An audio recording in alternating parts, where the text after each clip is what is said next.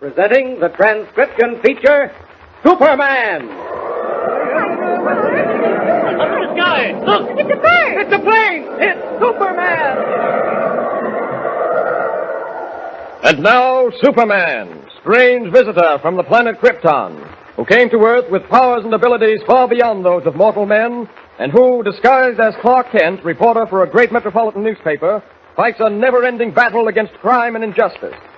Bound on a cruise around the world aboard the Clara M, last of the clipper ships, Clark Kent and Jimmy Olsen find themselves surrounded by many strange and baffling dangers.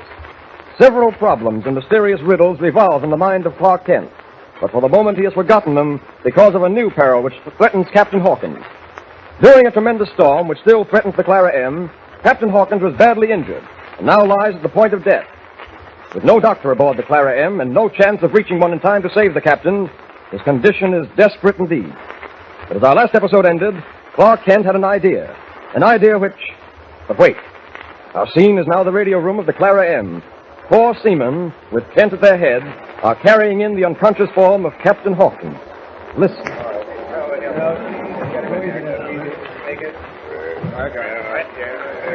You! Clear that table off quickly. Never mind, I'll do it. Jim Lyon, lend a hand here. Hi, Mr. Barnaby. What are you planning to do, Mr. Kent? No time to explain, Barnaby. Oh, where's the wireless operator? Yes, sir. Oh. Get in touch with that South American liner bound for Caracas.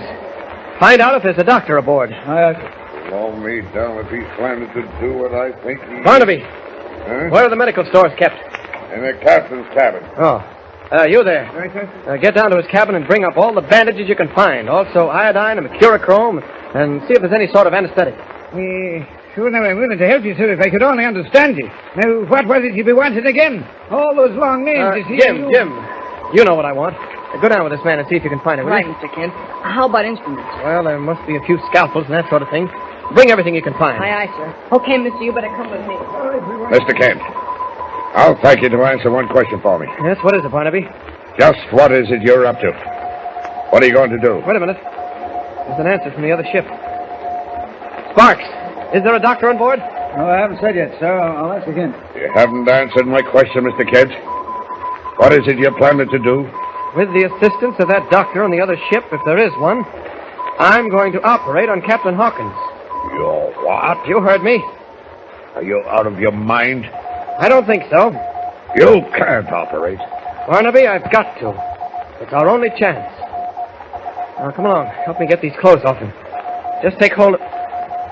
What's wrong with you, Barnaby? Why are you looking at me that way? I don't like it, that's what. Don't be a fool, Barnaby. Hawkins won't last if we don't do something. You think I'm anxious for this? It's the only chance we've got for saving him, and I've got to take it. That liner, the San Jose, is heading for us now. She'll reach us in 4 hours. Oh, he won't last that long. How do you know? For heaven's sake, Barnaby, look at him. Feel his pulse. I'm no doctor, neither are you. Lay one hand on him, Mr. Kent, and I... And what? And you'll pay for it. We got the stuff, Mr. Kent.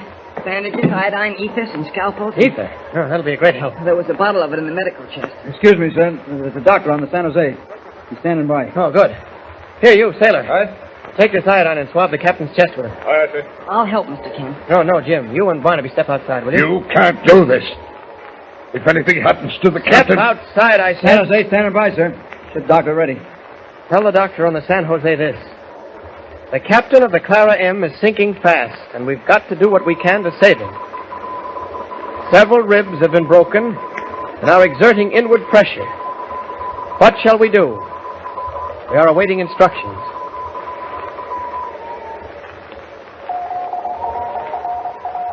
Huh? What does he say?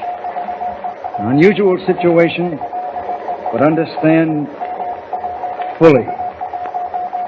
Can Captain possibly hold out till we reach you? Tell him no.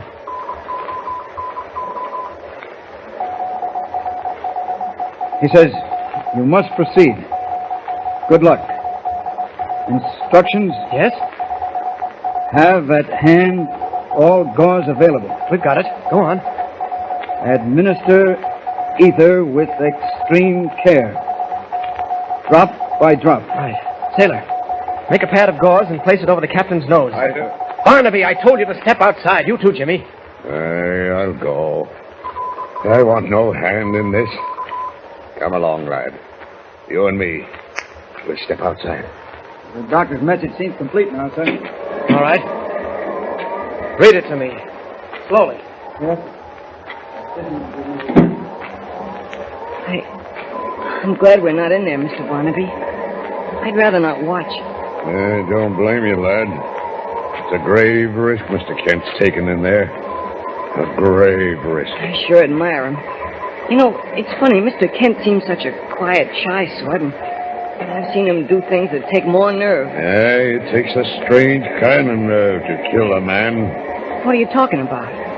The captain might have a chance if we waited for that liner to reach us. He wouldn't have the ghost of a chance, and you know it. Mr. Kent's doing what he thinks is right. I only hope he's successful at it. He'd better be, that's all I say. If the captain don't pull through, I'll be master of the ship.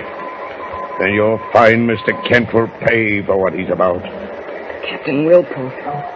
He's got to.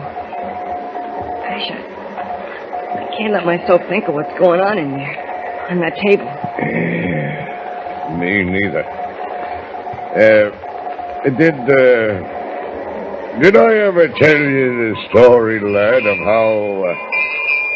how I lost my leg? No, not the real story, anyway. Well, it was like this. I had shipped as first mate aboard the Gloucester, a fishing schooner bound for the Great Banks off Nova Scotia. And that, lad, is the true story of how old Teak Barnaby lost his leg off the grand fishing banks of Nova Scotia.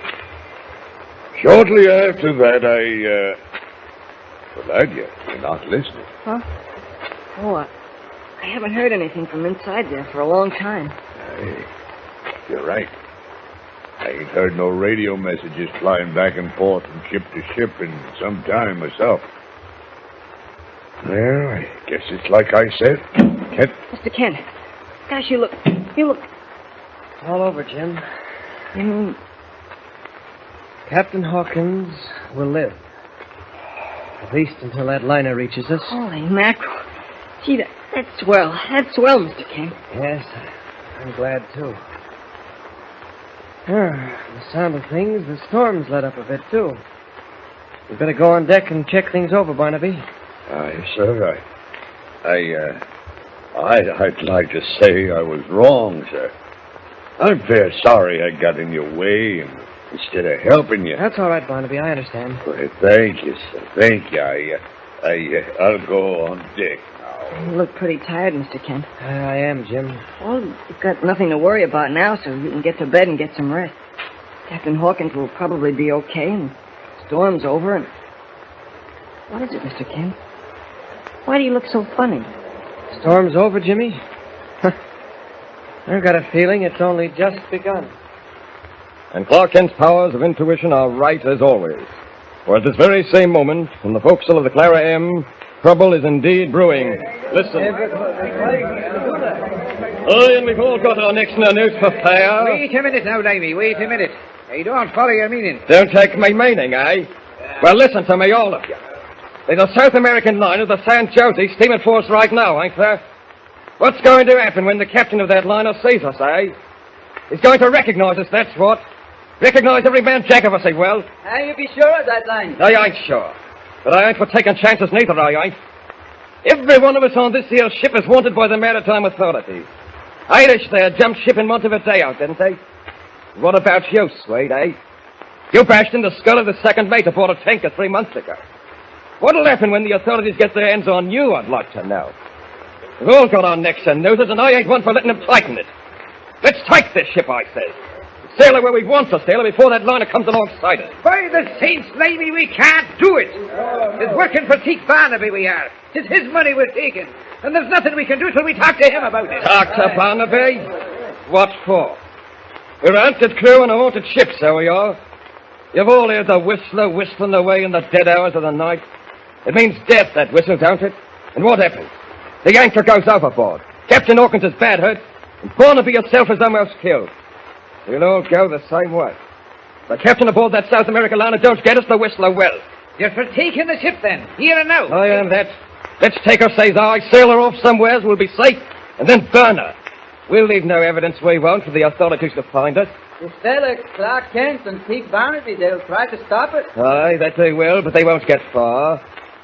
This'll silence him in no time, it will. Glory be, 'tis a carving knife he's got in his hand. Aye, a carving knife, lad, straight from the galley and well sharpened.